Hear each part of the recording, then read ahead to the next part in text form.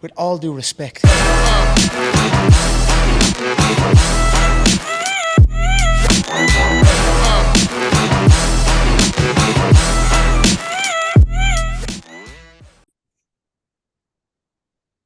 All right, we are live. With all due respect, we never know what episode it is because I've lost track, I think, what episode we're on.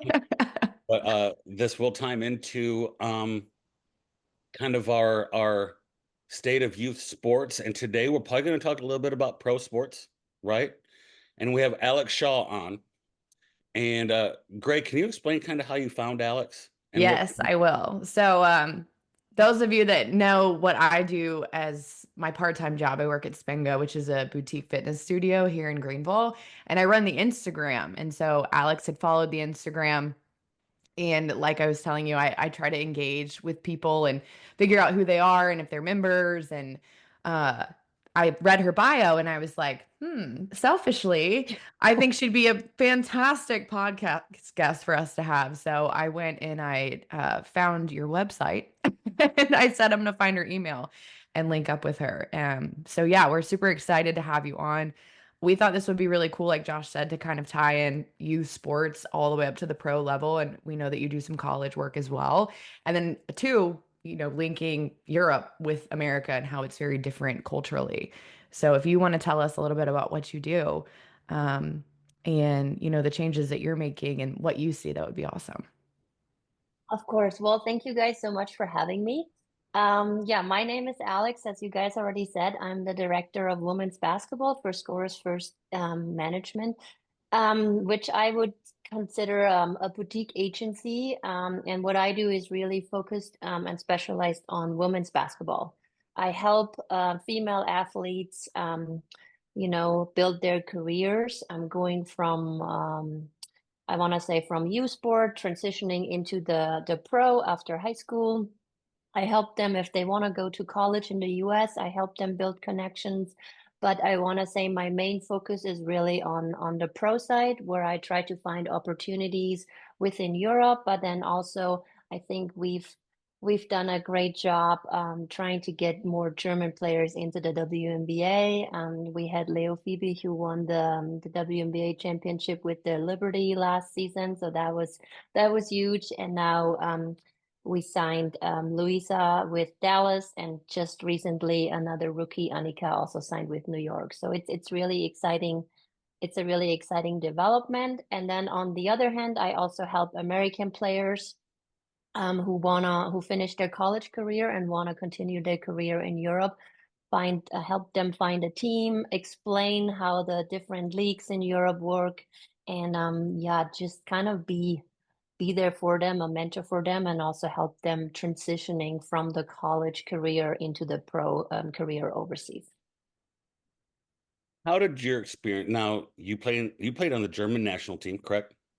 And Hmm. what I saw, you about a decade on that team. Yeah, I was quite a while. So yeah, but I mean, you played a It's lot of incredible. basketball, Hmm. Hmm. and and I want to let our community, our people know, um, playing on a national team for 10 years is that's a feat. That's a pretty good feat, right? You could be, you're probably very not prideful. I'm going to boast for you, but I don't know a lot of people who have played on a national team in their home country on a sport for 10 years, um, and then transitioned into something like this. You Hmm. obviously had a ton of different experiences being an athlete on the national team. Did you always come through as a kid playing basketball? Was that your number one sport?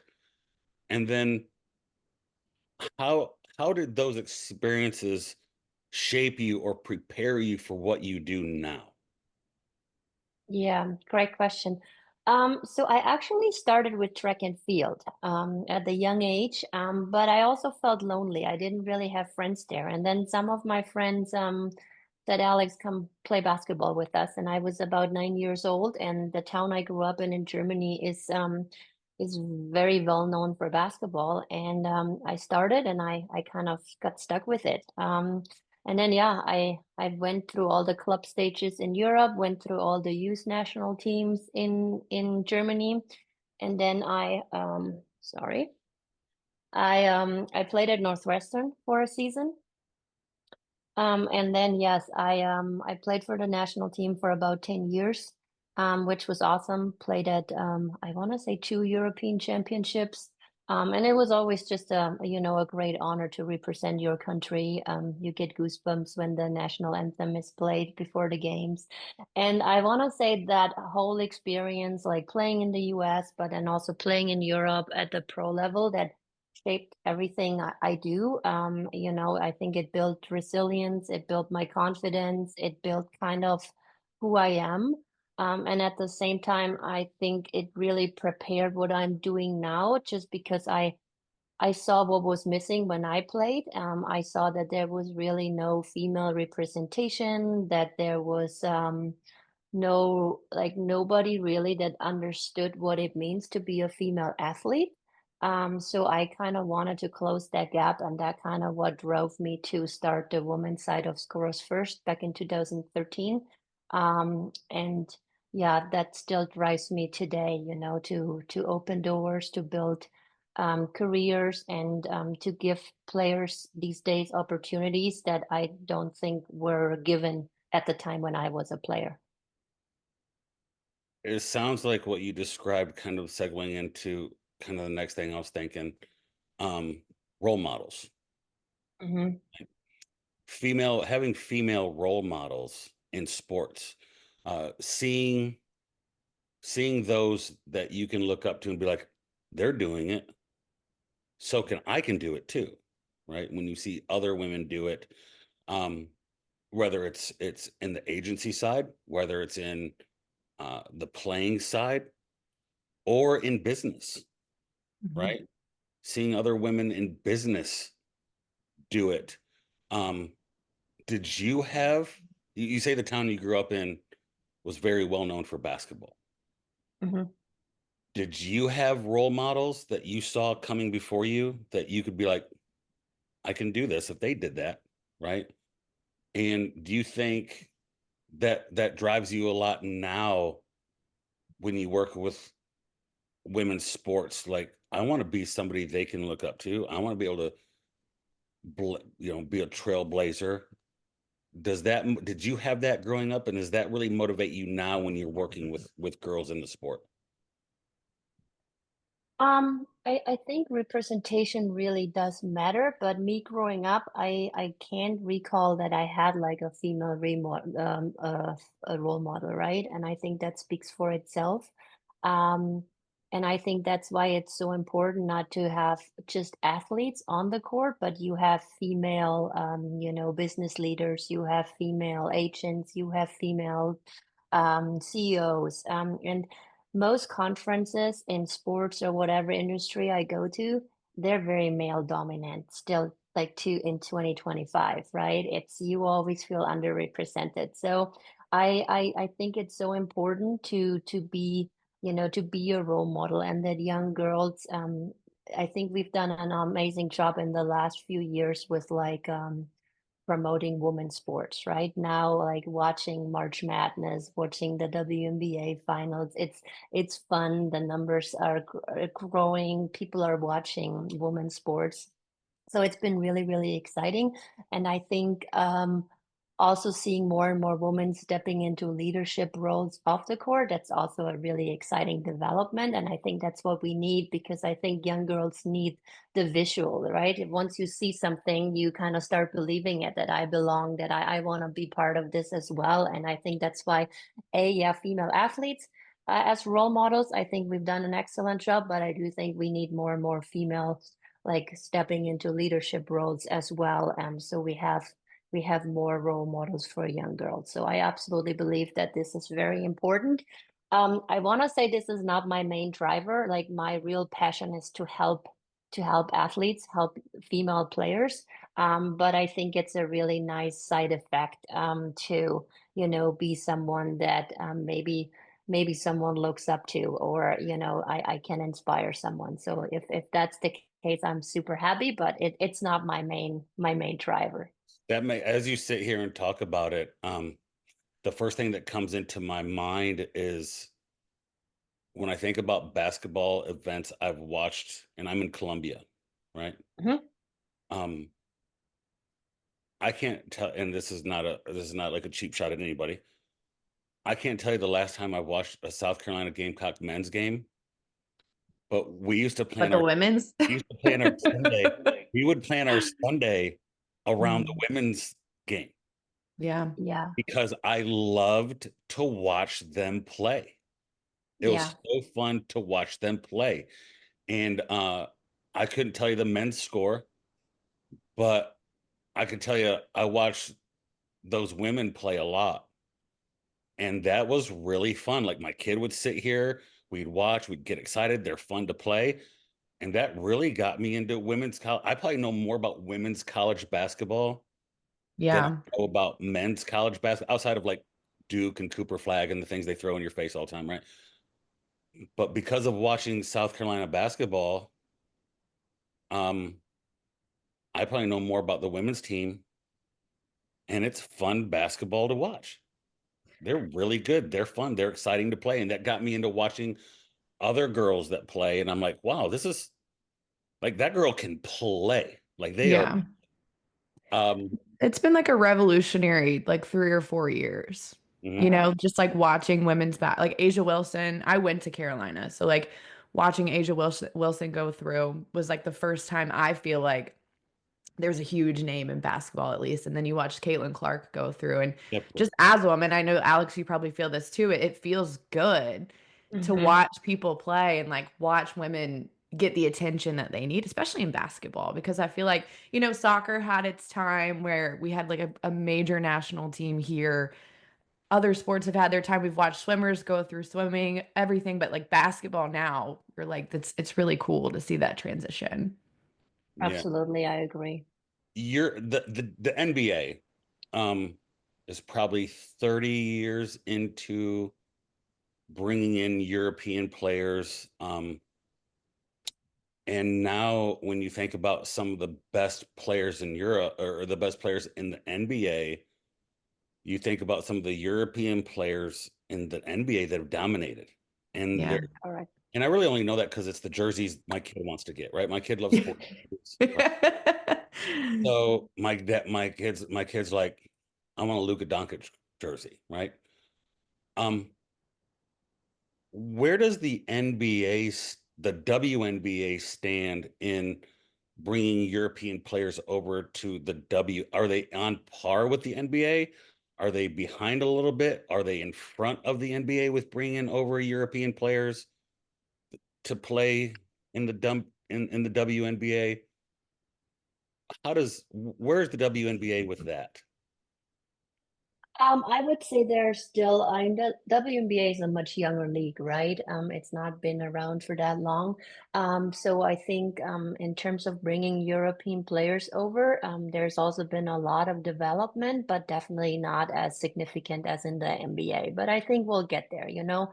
I think you have more and more European players in the W that also make their mark. I mentioned Leo, one of my players earlier who won the championship, and she came in as a rookie and really nobody knew who she was. And then she was like, nominated for all rookie team and had like a major impact for them winning the championship.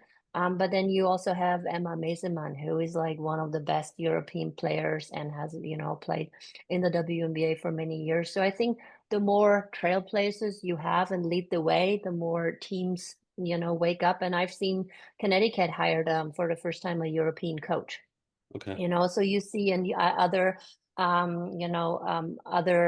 coaches, one of our coaches, she's Sydney Parsons is now the head of player development with the new team, the Valkyrie. So she's American German, but more and more I think franchises in the US or in the W are also playing over people or coaches that have been in Europe, know the game, know the culture. So I definitely see and also in the draft, you can see it, two European players who are in the first round and got drafted and who have not been to college. I think that's really, Yeah. that's significant. And it also shows the development there. In Europe, I remember the NBA dealt with this, bringing guys over. a lot of those guys come through playing very early in the national team. Like you see like 16, 17-year-old kids were playing on the national team. And there was some hesitancy that I remember coming over to the NBA because they're like, well, they're playing pro in Europe. They're like, well, my dream was to play pro here, and my dream was to play on the national team here. I'm already doing that now. What do I need the NBA for? Are there still girls in Europe who are like, this is where I want to be? They don't see the end result as the NBA or as the WNBA, and their end result is what they've done for their country and playing pro in Europe? Or has that model changed to where you now have young girls who say, my dream is to go play in the WNBA, not necessarily for my whole career in my home country or professional there? I think with the league getting more and more attention, I think a lot of girls dream of playing in the WNBA, but I do want to say it might not be the ultimate dream as it is for a lot of American girls. They go through the college Mhm. system, right? So I think for Europeans, it's nice and it's definitely like it's an honor because I mean it's still a very small league. We're expanding now, right, with more teams, but so far there was 144 spots depending on like cap space and how many players teams could really have on their players teams could really have on their roster. So I think for a lot of them, it's definitely a dream or a goal. But like being on their national team is for most girls in Europe, like it's just a huge honor and they love representing their countries. I think the biggest challenge on the female side is to get everything like balance everything and fit everything in a schedule. Because if I give you an example, for European players, the schedule you play in Europe from September to April. Then, if you are in the WNBA, you head over to the WNBA right after your season in Europe and you play. And then in the summer this year, in end of June, beginning of July, is the European Championship. You have to, the WNBA teams have to let the European players go to play at the Europeans because the W doesn't take a break only for the World Championship next year. So it's a lot to juggle in a year. And so you basically play year round trying to, put everything together and also to make everybody happy because obviously your national team wants you to be there early and not just for the games. The WNBA teams wants you to play as many games as you can or not miss games. So it's really not easy for players to juggle everything physically, mentally, and then travel logistically. Like there's a lot to handle and to consider on the female side. I know one thing that we wanted to talk about was that you guys do focus on the mental health part. So Hmm. when a player is going back and forth like that, how do you help them manage their time? How do you help them manage their skill? I'm sure there's injury that happens when they're playing that often. How do you help them manage all of that? Yeah, I think mental health for me is just as important as physical, health these days, especially in the society we live in. So we have one of our former players actually turned into a mental performance coach, and so we connect a lot of players with her, and she works with them on one-on-one sessions, or she does group sessions. So we try to help them set up, but then also just be if they need somebody to talk or if we can help coordinate certain things, talk to the teams, try to I don't know, try to find a compromise with the team that players can stay longer at home or get an extra few days a break here and there. So that's where we really try to step in and support as much as we can. That's awesome. The mental side of it, uh, if you, I mean, I got stressed out just having you talk to me through The the schedule. It's you, a lot. you talking to me. I was doing the numbers of like, okay, April. No, here, no, oh my God, that's That's a lot of basketball. lot of basketball. And it's just a lot of travel. It's a lot of stress. It's a lot of stress on the body. It's a lot of stress on the mind. Yeah. As somebody that does what you do, when you're representing an athlete, you're really looking at also you look at the longevity of the career, right? Like how long can we do this? But one of the things I don't think people take into question, or do they don't take into consideration when they talk to people who do what you do, or agents or people who represent athletes, you're trying to build things up for after the career is over.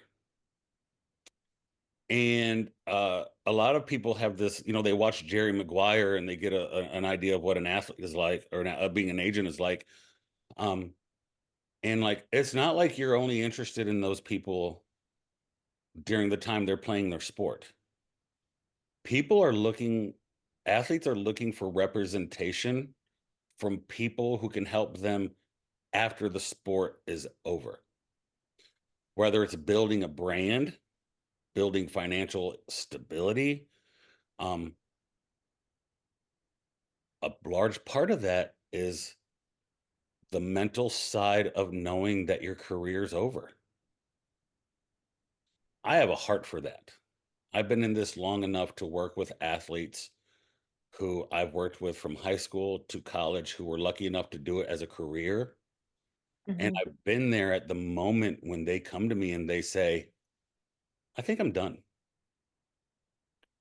And all that rush of emotion comes in of, I've done this since I was 8. Now I'm 30. My sport is over. That's a hard mirror to look at for some people if they're not prepared for it. Hmm. And you've had to face that in your own career, right? Do you remember when you were like, I'm probably done playing? And can you connect that to helping you be better at what you do, because your athletes are going to face the same thing?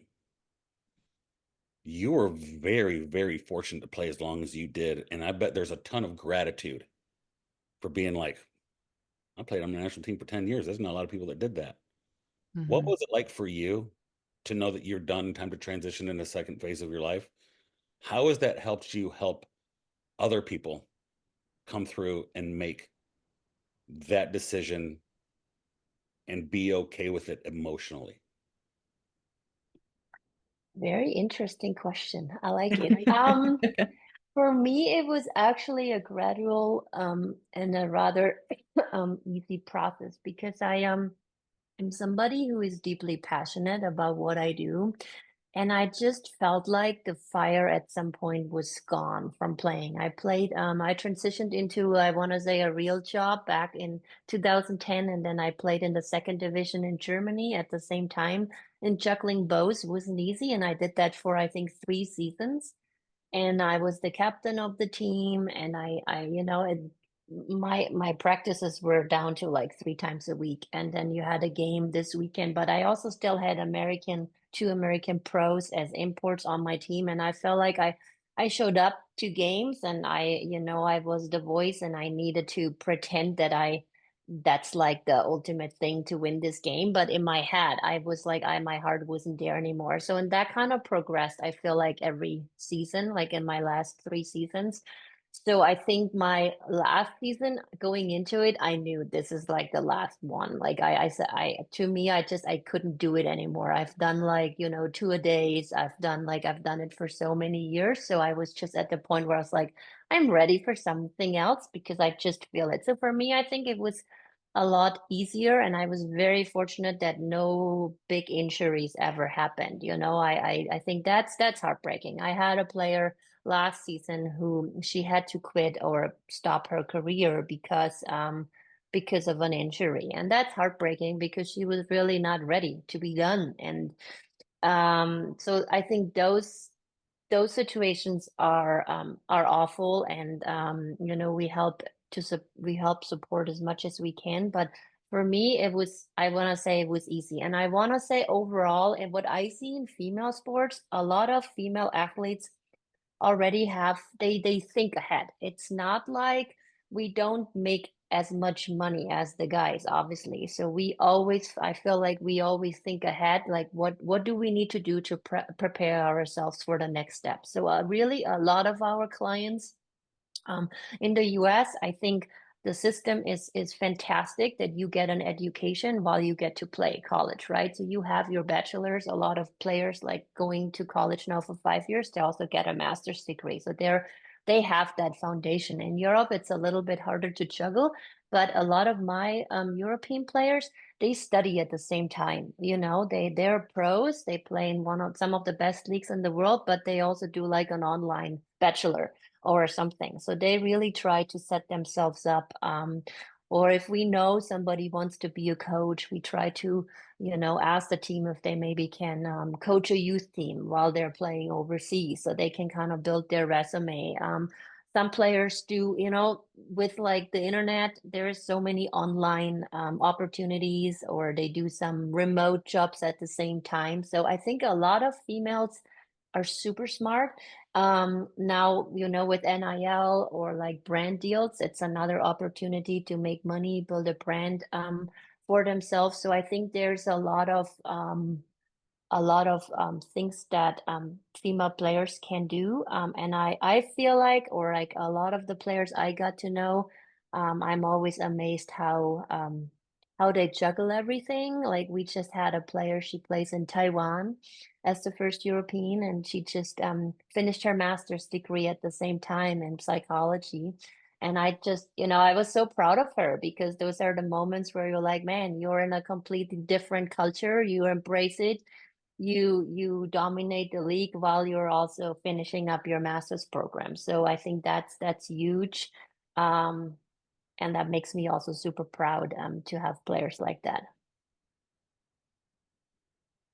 The cultural differences in getting an education while you can play here, and the college model here, and how it's different than Europe.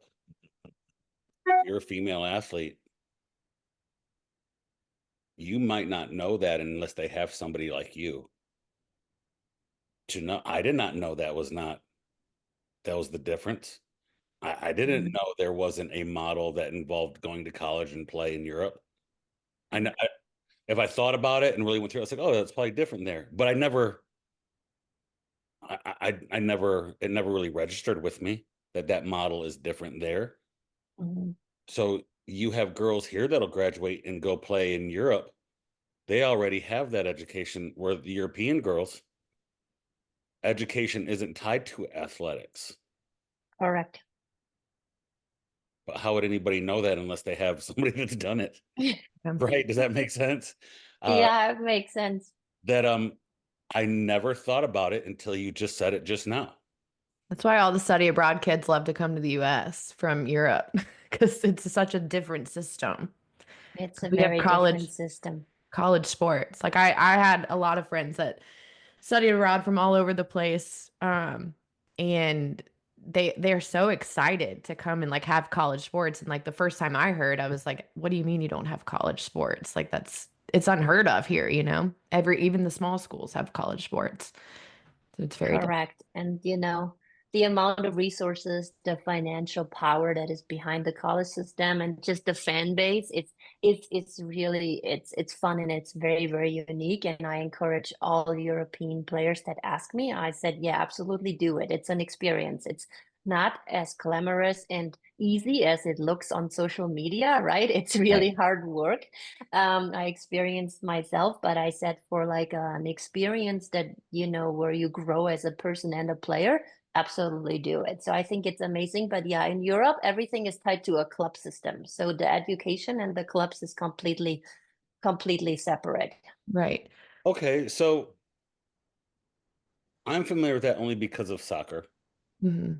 the club system and they've tried to develop that here a little bit. You'll see soccer clubs try to develop that club Hmm. system, and they try to tie it to like a little semi-pro team, and they're trying to mimic that here with soccer. Um, and it's like that in Europe. You're saying that's the overall sport model, not just soccer. Hmm. Women's basketball is the same way. So that Correct. Everything is set up in Europe like that. in the club model. Okay, I did not know that. I'm familiar with it because of soccer, but I didn't know that every sport. Um, you touched on the college model. We talked a little bit about this before we went live. Um, and I wanted to touch on it a little bit. Youth sports, right? You say you don't deal a lot in youth sports, you deal a lot in women's sport or professional sports, but you're familiar with the model. You made a comment before we went on here that European youth sports and American youth sports are a little bit different because people become a little bit tied to get the scholarship, right? And getting Now NIL. now NIL, Mhm. right? I've worked with some athletes that not just go to college for free with a scholarship, but now they're Getting paid. incorporating themselves and they're starting a business and they're getting paid and they're getting financial planners and all this kind of stuff.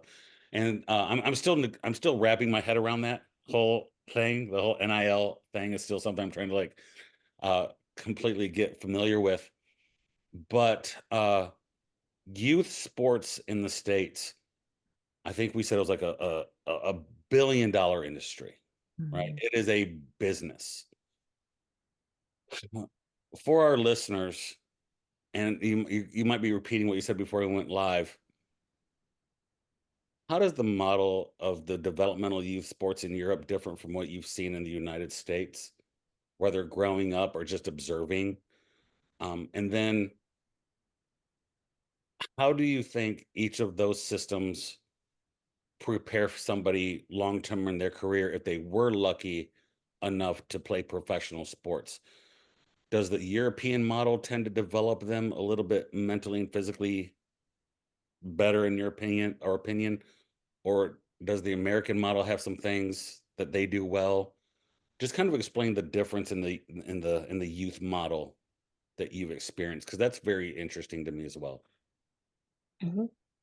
Yeah, I mean, indeed, and I'm learning probably the most by watching my son grow up and see like all the different programs they have here because it is indeed very, very different. So I start with Europe.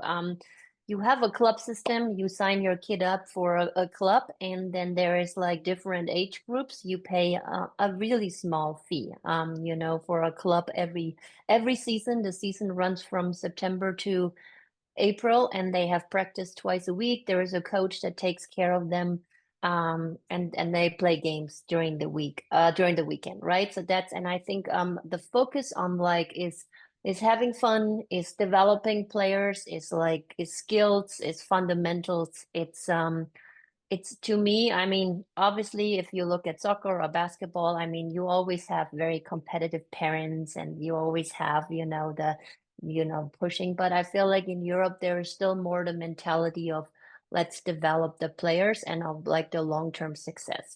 From I think what I see in the US from an early age on is a very specialized approach.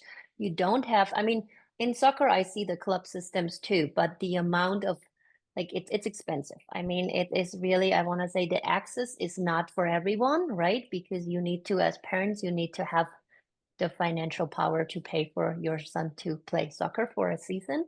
And I also want to say, um, I think the focus is not so much on winning or developing players. It's very individualized. I want to see. I think that's the main difference I see. I think in the US, as the system is tied into like the college, you have to pay to go to college.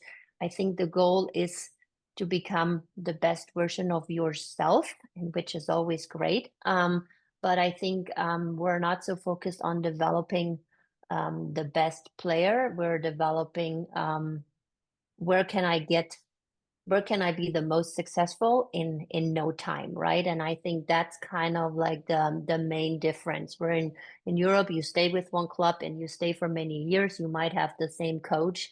That's how I grew up, right? I started playing at 9 years old, and I had the same coach who really, really is still a mentor to me and who coached me for many, many years. I don't really see that system in the US. It's many different coaches from season to season. It's more like we had a quick season and then we move on. So I think the what both systems can learn, I think in Europe it's more focused on the long-term development and more still having fun. Where in the US, I think it's at an early age on, it's focused on specializing, on like becoming the best player I possibly can to then move on to the next level and hopefully get a scholarship for college later on. The hardest thing for parents to understand is only 4% of kids play college. I know. So you're really rolling the dice on odds that are against you. Yeah. I think we've lost perspective in the States. You have a 9-year-old. hmm Sounds like they love sports. Yes. Unfortunately, not basketball, but soccer it is. Yeah. And that is hard as a parent, right? That is hard as a parent, right? In the States, we do see a lot of parents projecting their personal desires on their kids, right? Mhm. Most of the highly competitive kids that play really hard, you find a lot of times that's mom and dad pushing them. Kids just want to have fun and play with their friends. Mhm. I mean, do you have a boy or a girl? Boy. Boy. I have an 8-year-old boy. Every time we talk about sports, he wants to talk about where his friends played. hmm He's like, oh, I want to play with my friends. How has growing up in the European model, now becoming more and more familiar with the American model, how do you think that shaped you and how you'll parent your boy That's a through? good question. I was gonna ask that too. Yes. Yeah, a lot because I want to say most of my best friends I found through basketball, right? And we're still like I still play with them. Once a year we go to a tournament in Europe, and I mean, it's been awesome. And I think that's how I approach parenting. Um, I watch his soccer games, but I really want him to have fun. I want him to play hard. I think but I'm really not interested if he's the best player on the field or not. I want him to have fun, and I especially want him to have a good time with his friends. I want him to learn. I think what sports is so important about is like it's a life teacher, right? I mean, I think there is no better tool than you learn how to work, how to function in a team. You know how to be resilient. You know how to learn how to deal with setbacks. I think that's like such an important tool that kids these days because we parents try to protect them from everything, and I catch myself doing that sometimes, right? Where we don't want them to get hurt ever, or we want them protect or do everything for them. But no, kids need to learn how to pull themselves back out. And I think sports is like, last season, my son went to a tournament and they got hammered 0-10, 0-11, 0-12. It was awful to watch. Like, it was bad. But then this season we went to the same tournament and they won the tournament. And like he's seeing the joy in his face and being like, Mom, I can't believe last year we lost and this year we won. And it was such a fun experience to just watch that and kind of, telling him that hard work is what will make you better. I mean, and I think that's where the coaches come in, like, and that's where parents need to take a step back because there is a coach that coaches your kid and you don't as a parent. Because I hated it when my parents gave me basketball advice. I was like, just leave me alone. So I really try not to, after games, I ask him if he had fun, if he wants to talk about anything, but really that's it. And yeah, so yeah, that's really what I want for him. And I'm hoping that if it's soccer, if it's whatever sport it is, I just hope he sticks with it because for me, sport gave me so much. So I just want him to have the same experience.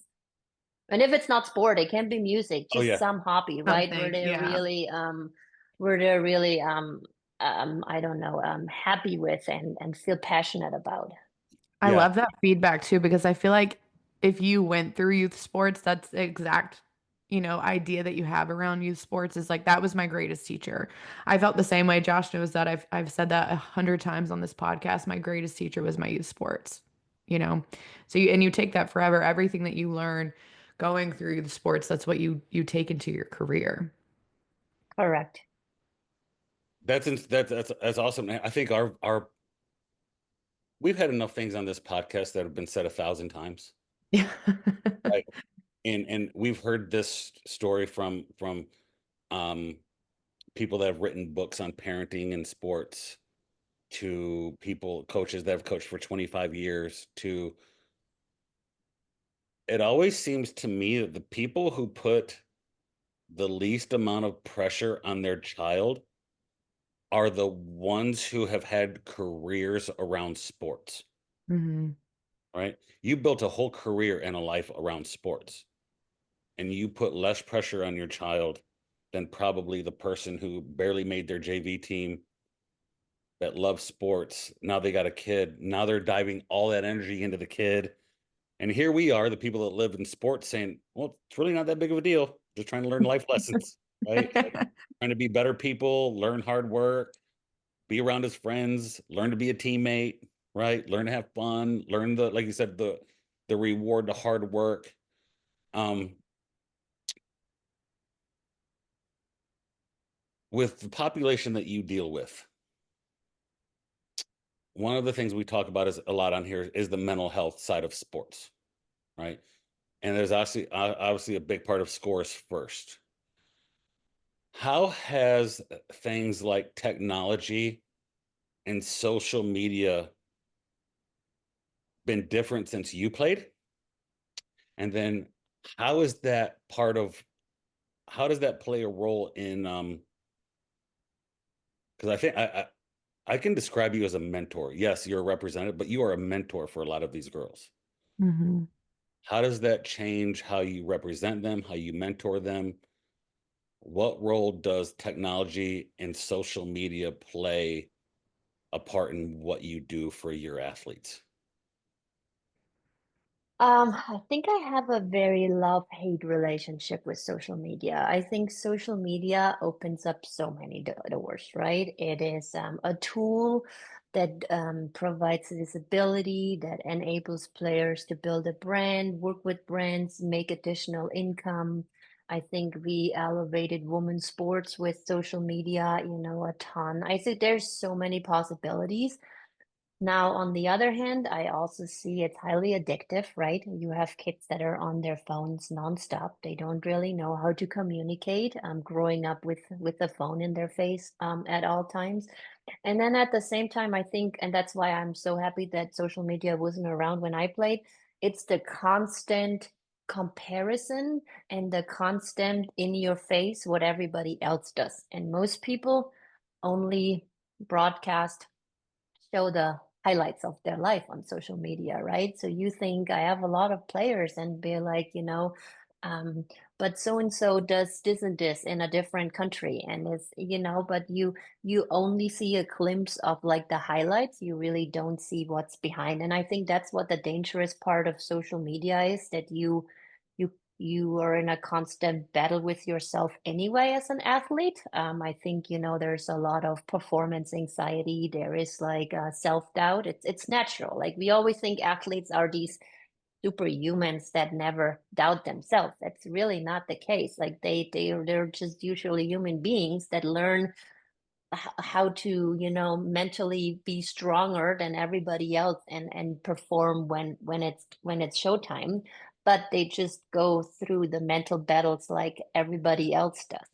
And I think with social media, it accelerates the whole thing, because it's just like I said, you will constantly forced to criticism. If you have a bad game and you're on like you're already famous on social media, you have people in your inbox like giving you feedback. You might change teams. I have players that change teams and they get some hate messages why they're going to this team now. So it's like um the constant battle with the good and the bad on social media, I think. But I think if we learn to use it as a tool, it's extremely powerful. It gives us visibility, it gives us more branding, it gives us really everything. But we really need to teach from a very early age on. And I think that's the biggest challenge as a parent.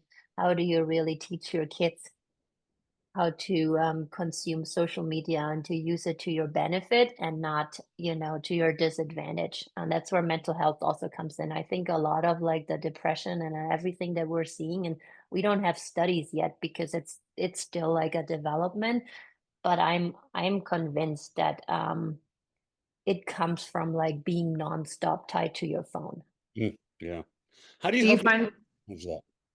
Like you have an athlete and the athlete had a bad game Mhm. and all of a sudden their inbox is flooded with people like you suck. We lose because of you. I mean, listen, I've seen it in 18-year-old kids that don't play that aren't that Yeah. are in school.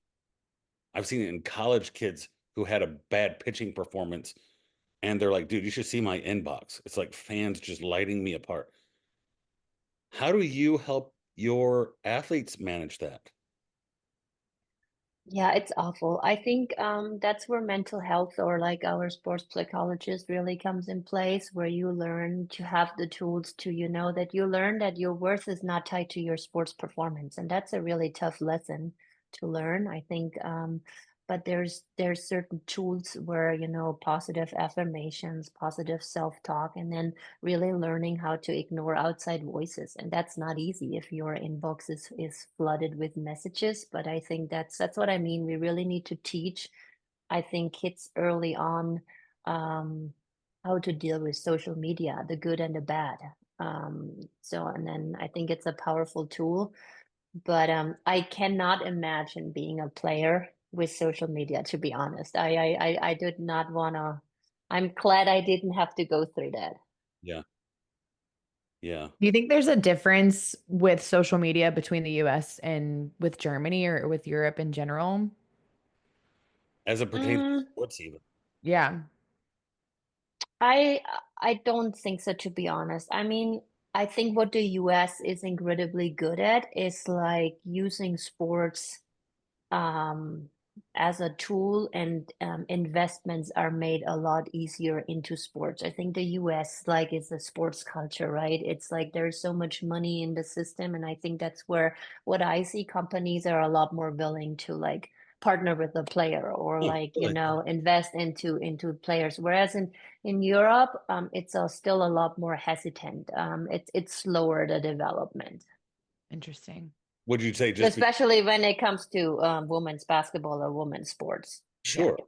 Well, we're just now seeing college girls get NIL deals Hmm. Hmm. now, like just now seeing them do it, and they're nowhere near as big as some of the boys that play basketball. Um, that's a very interesting thing. So in the United States, because the positive side to professionalism and corporate Hmm. of the United States, the positive side is there's more opportunity for women Absolutely. to make more money than it is in Europe. Because I guess, like you said, they're more hesitant to connect brands and businesses to athletes. It sounds like you're saying. If you had an athlete here, and I know a lot of because of South Carolina's popularity with women's basketball, I am become more and more connected in the last 5 years with people that work in women's basketball. There's always a Hmm. trickle down effect, right? In a community, right? And South Carolina has been very lucky to have some of the top high school basketball recruits come out of the state. Um, and I know a lot of guys who work with those girls on their skills.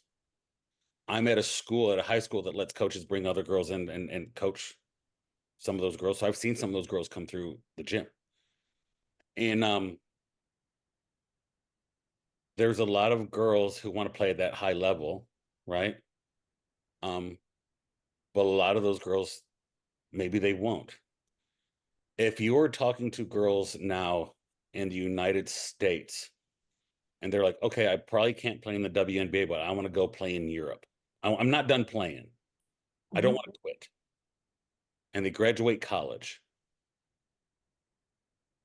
Two parts of this. What would you talk to them about? Because I'm going to go share this podcast with some of these coaches and be like, hey, I think I have a solution for some of your kids that maybe they're not ready for the NBA. Like, Here's somebody I know that you can talk to. What advice would you give them? How would you sell being able to go over to Europe? And then vice versa. What would you say to girls who are in Europe that want to come to the United States and play? What kind of advice would you give them? What can you tell them to expect? And if they were going to listen to this podcast, how could you advise them, even in a short period of time that we have, from going from the United States to Europe, or then from the Europe to the United States?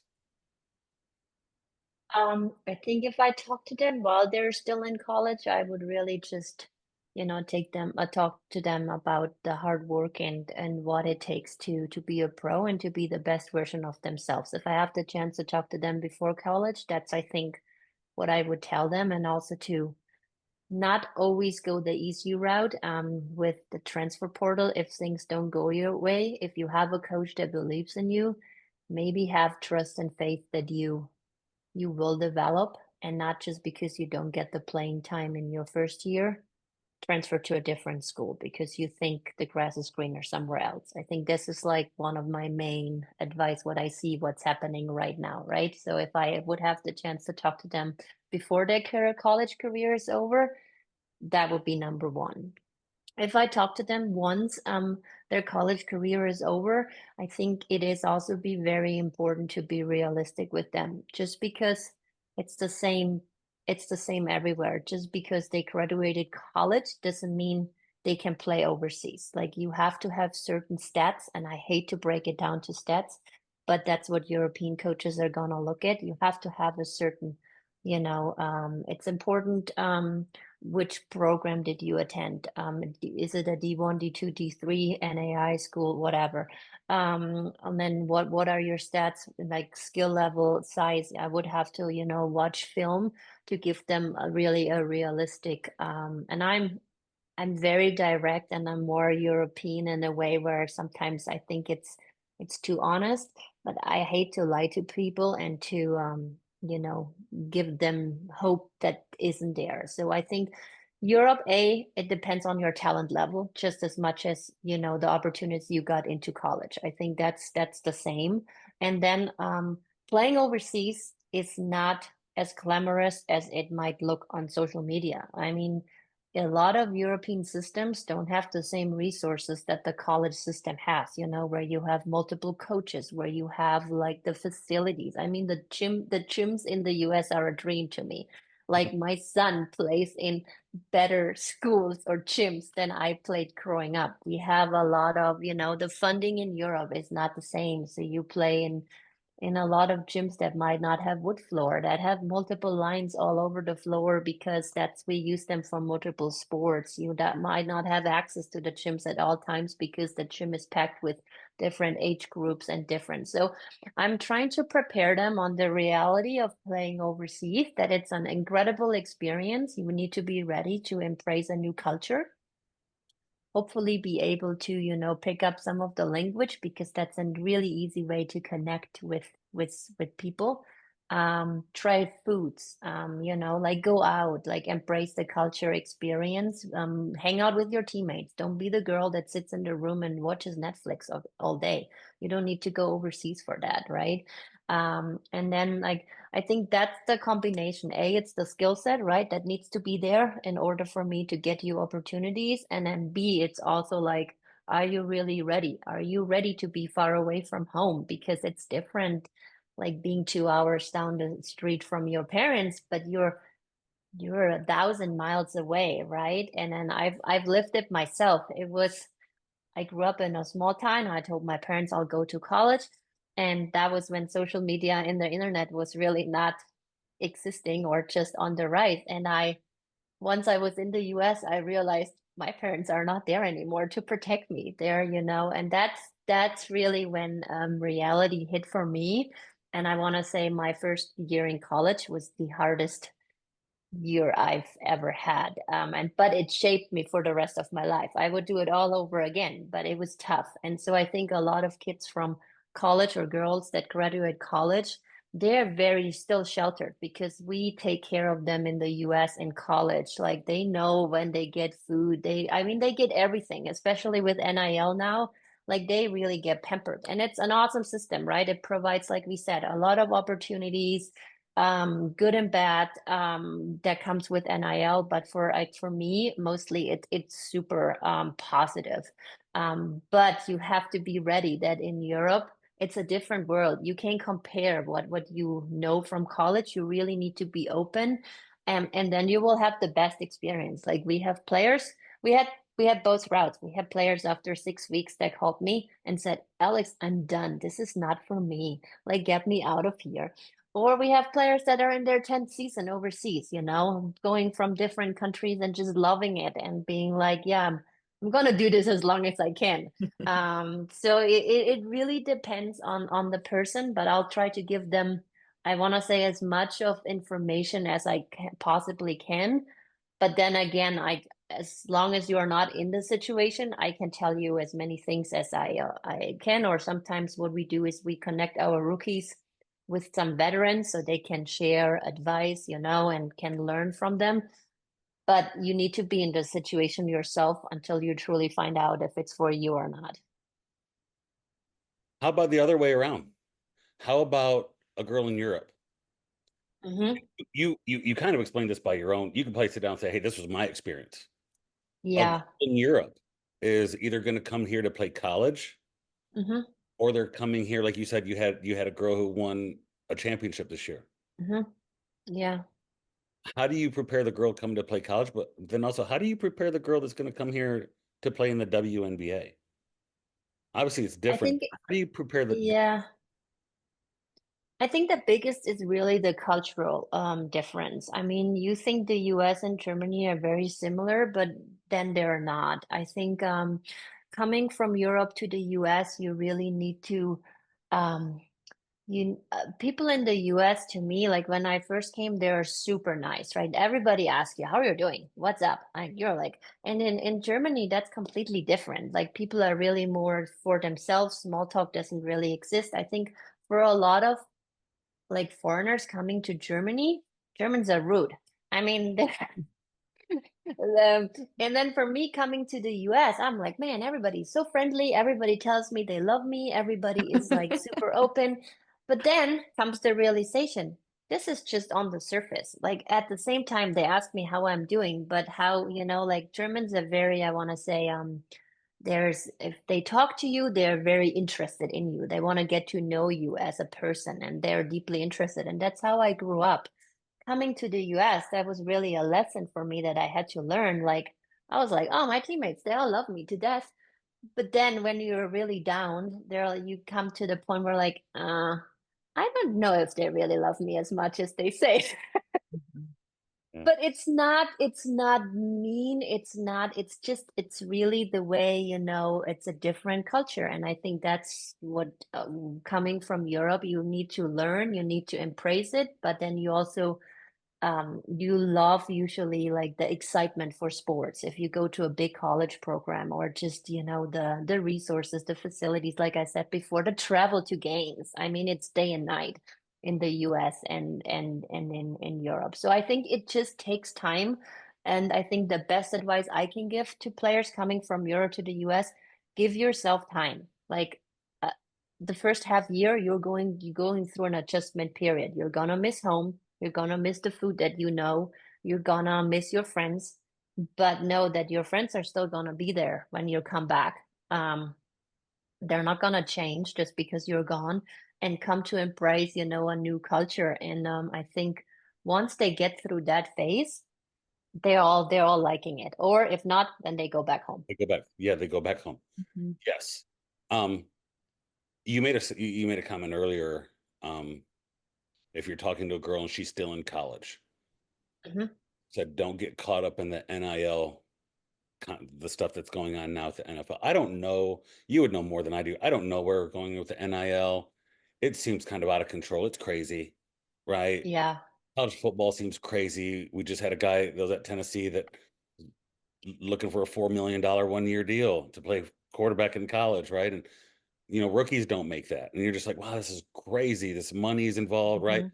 And you said talking to a girl, I'm going to connect something you said earlier in youth sports here. Mhm. if you're playing baseball on a youth team and you're not the starting shortstop, and daddy keeps telling you you're amazing, you know what they do after a season? They go find a different team to play. Or what's worse, daddy starts his own team. Right? And it's just a cluster because obviously you know who he's going to play at shortstop, right? I mean, I've heard amazing things from parents. I've heard parents stand up and be like, "Well, you know, my eighth grader is the best athlete in this school."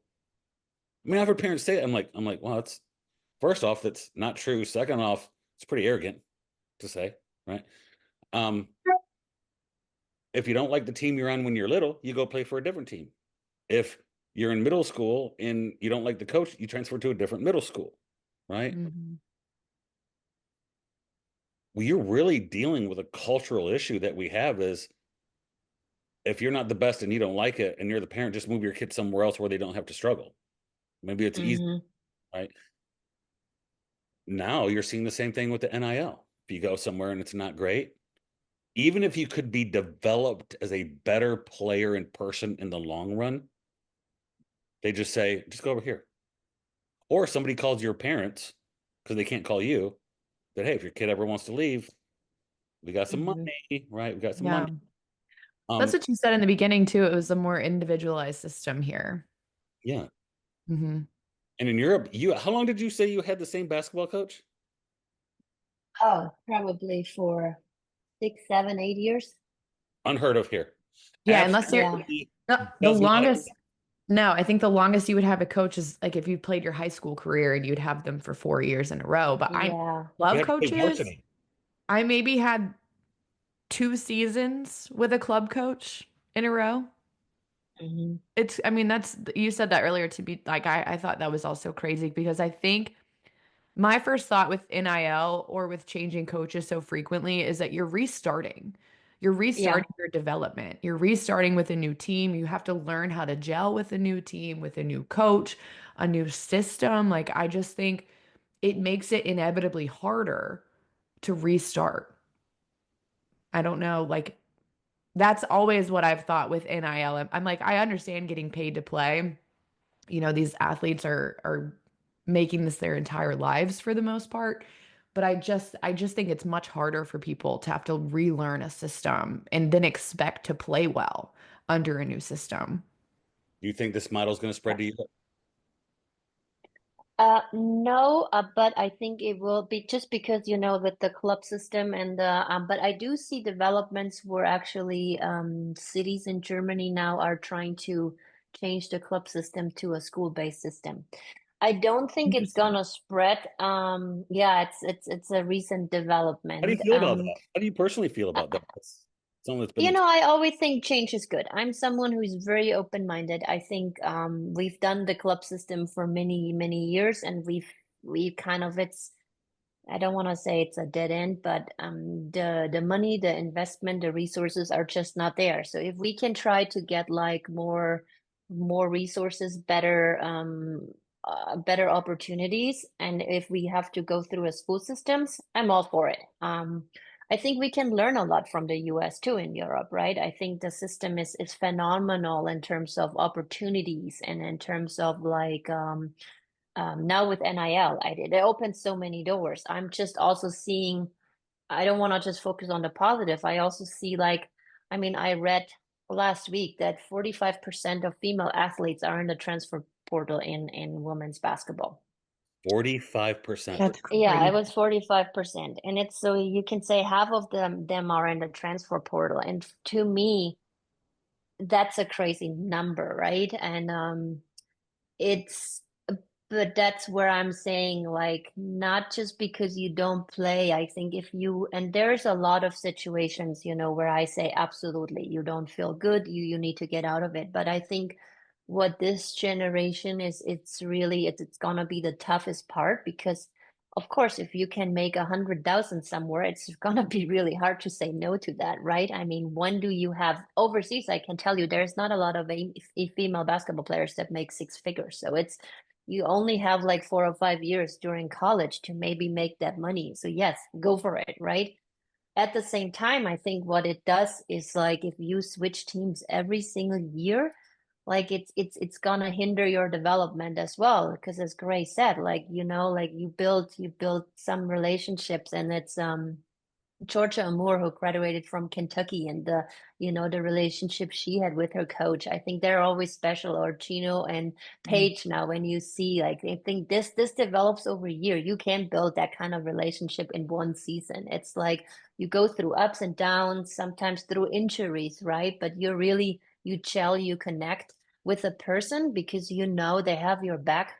Also, in like, everybody claps for you when life is good, when you're performing and you're near a high. I think what it really comes down to is, like, who has your back when you're on your low, when you're injured, or when you go through, like, you know um a performance hole where you don't hit any shots. You don't, like, that's, I think, the most important. And if you leave, you're not going to find that out. Right. I totally agree with that. Yeah, I agree. Didn't Paige do her knee last year or the year Mhm. Hmm. before? Um, Mhm. I imagine she really leaned on the system at UConn to help her through that. And the only way you do that is by having the relationships that take time to develop. I Mhm. mean, I've seen clips where they talk about each other and get emotion. Yeah. Hmm. Um, and I love that. I love that coach player connection. Um, the current model, I think we're losing that. And that's sad Yeah. because I know a lot of coaches or a lot of players that look back at their coaches and be like, man, she was like a second mom or he was like a second dad. And Mhm. that that transfers not just at that moment, but that transfers when they're 35 and when they're 40. And I think you're losing some of the beauty of sports in the Mhm. long, right? Yeah. Um, And but no, I think we're focusing a lot on the athletes here, but I would be really interested to also hear. I mean, it also changes how you coach, right? You can't, as a college coach, it changes the story too now, because you Mhm. can't focus on developing a player, because if I recruit a 5-star recruit, I don't play her in her first year, she's gonna leave. Like, and then you have your veterans there as well. So I think it's really changing. And if you have coaches that deeply care, but it's becoming a business model, right? It's not, you can't even, I think, for college coaches, and I had a conversation with my husband about that the other day. I think that must be so hard too. Like, looking at the flip side, where yes, it provides so many more opportunities, and they can, recruit players maybe they weren't able to recruit before. But from a personal, like, you invest in a player, you pour in, and then at the end of the season, they tell you that they leave. I mean, I think that must be heartbreaking too. and also, how do you keep them accountable?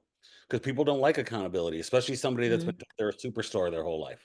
If you've been the best, if you've been the best basketball player in the country since your sophomore year, Mhm. you've been treated like that, and everybody says you're a superstar, and then you're a freshman and you go play for somebody like a Gino or Don Staley here or other coaches, and they Mm-hmm. go, "Oh, I'm sorry, you're a freshman. Mhm. Like, I need to keep you accountable. You're not going to have that attitude. Sit on the bench. You're late for practice. Sit on the bench. Your grades are slipping. Sit on the bench." That's accountability. And I think coaches are losing that ability because the pressures around them from other people within the school are being like, "Whoa, whoa, whoa, whoa, you can't do that. What if she leaves?" Yeah, but I have a culture to protect here. I have to Mhm. sustain a culture. And I think that's why you're seeing a lot of coaches get out of the business. Do you think there's like Mm-hmm. a authority switch? Kind of, because in the NFL, like, yes, you have to, be coached by the coach, but they're in charge of their own career for the most part. They can leave whenever they want. Yeah. So now it's come into the college model of like, are we losing authority between the coach and the player? Because the player can leave. Yeah. Yeah, the whole NIL I think we can do a podcast on its own, because then it also changes the European game, right? In terms of where the players, good and male and female, the players that are, I want to say so far, thought they would have the better route for them is to stay in Europe in terms of development, all of a sudden have offers for like 40, 50,000, 60, 100, you go to the six figures on the male side. They're not gonna stay in Germany or in Europe to play where they have like really small contracts. Now, all of them see the dollar sign. So it's really going to change the European youth and the contracts, like even if they have contracts in Europe with their club system, the college system is not part of the FIBA. So technically, legally, there isn't really. So players can just leave, say, hey, I got a six-figure offer from college. Bye. So that's, and a club invested a lot of time and resources into a player. So it's gonna really hurt, I want to say, or reshape, if you want to say it positively, European youth development as well, because I think a lot of players are gonna go the college route now because they do have the opportunity to make more money, and you can't blame them because it's Yeah. it's We have to make money. correct. Yeah, you have to, I was in a situation with a young man I knew that was out of school. He was getting NIL money. Another school came around and offered 4 times the money. And people were like, oh, loyalty, loyalty, loyalty, this. And they kind of gaslit him into it. And I'm like, I'm sorry, single mother family, didn't grow up rich, has the opportunity to make a lot of money, didn't have it. I get it, right? I appreciate you coming on. I learned I learned a lot here. Very I interesting. was completely, you can call it ignorant. I don't mind being called ignorant. There's a lot of things I am ignorant about in sports. I was completely unaware of the European model. I was unaware that there are people that do what you do, but now you talk about it, I'm like, thank God they have somebody to help these people transition from either the United States to Europe or Europe to here. Nothing better than the person who actually did it, right? To talk to females or any athletes. I'm going to pass this podcast on to people I know to let them know that you exist. Yeah. Thank you. Appreciate it. Yeah. And I learned a lot. Gray, you have anything? I mean, you found her. She's going to come work out with you at Spenga. Is that what I know. Come join me at Spenga so I can take you through a You workout. got to come work out. Dang, you didn't know Well, there. I feel like we should always end on a positive note. So if you want to leave any positive remarks for athletes, or maybe where you want to see this go in the future for women, or, anything related to what you do, we would love to hear what you think. I mean, for me, like, I think since this is also really focused on youth sport, I just want all the girls and boys who listen to this, go have fun. Like, have fun, enjoy the time with your friends. Don't be so focused on the outcome. Be more focused on like, be present and enjoy the moment. Because I think once you have fun and you're passionate about something, everything else comes with it, right? And I mean, I think also we as a society, we do need to realize that not everybody can win, like it's not like you said, 4%. I didn't know that number before, but 4% like actually do receive a scholarship. I mean, that's a really, really small number, right? So I think for parents, for everybody listening, it's like enjoy it. Sports is such a fun tool. Like let your kids have fun, and for like all the kids and dream big. I think that's a big one for me. Dream big, believe in yourself, but at the same time be realistic. And if there's any questions or I can be a resource for anybody, I'm always super happy to help. So just reach out to me. Where can they I love find to you? connect. Yeah, you're right in Greenville, right? Like you're in the heart of what we're doing. I'm in Greenville, yes. Yeah. Absolutely. Thank you very much, Alex. We appreciate your time. Thank you. Thank you, guys. With all due respect.